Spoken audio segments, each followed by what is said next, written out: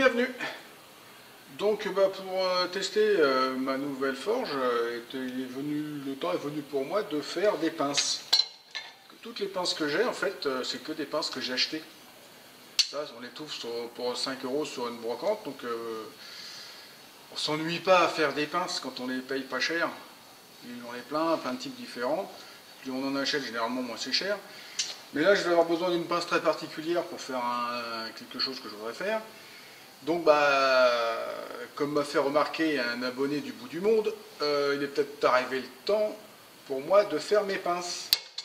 Donc on va partir de ça, du carré 15-15 longueur 650. Là il y a exactement le même volume que là, à quelques grammes près. Donc bon on va tester, j'ai jamais fait, on va voir ce que ça donne. Ça se trouve elle sera moche, ça se trouve elle va pas du tout aller, ça se trouve ça va le faire bien.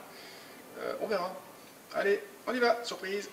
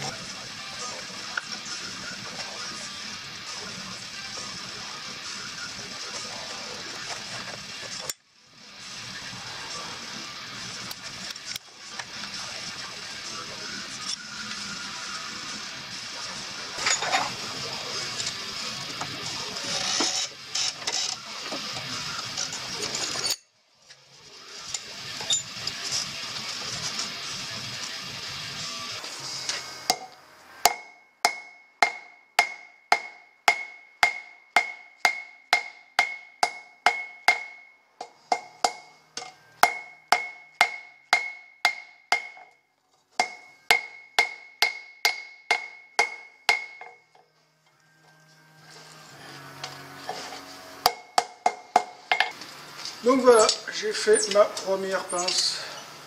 Pas forcément terrible, on va voir si elle m'est pratique ou pas. Comme vous l'avez vu, je m'en suis servi pour cette petite pince pour faire du rond. J'avais besoin, j'en avais pas pour faire des petits ronds en fait. Puis pour faire des trucs courbes et puis pour faire des... Ça c'est encore chaud. Voilà, pour faire des choses comme ça. Bon, et pas forcément rigide. Les petites choses ça va aller, les grosses choses un peu plus, je sais pas. On va peut-être souder, pas bien souder, et peut-être souder des renforts ici parce que ça a tendance à être un petit peu souple de là, mais bon, pour ça sinon tout va bien. Ce que j'ai forgé avec, ça l'a fait, hein. Donc bon. J'ai rencontré un forgeron, celui qui m'avait vendu la forge à gaz, il m'avait dit une pince ça se fait en 3 chauffes. J'en suis loin.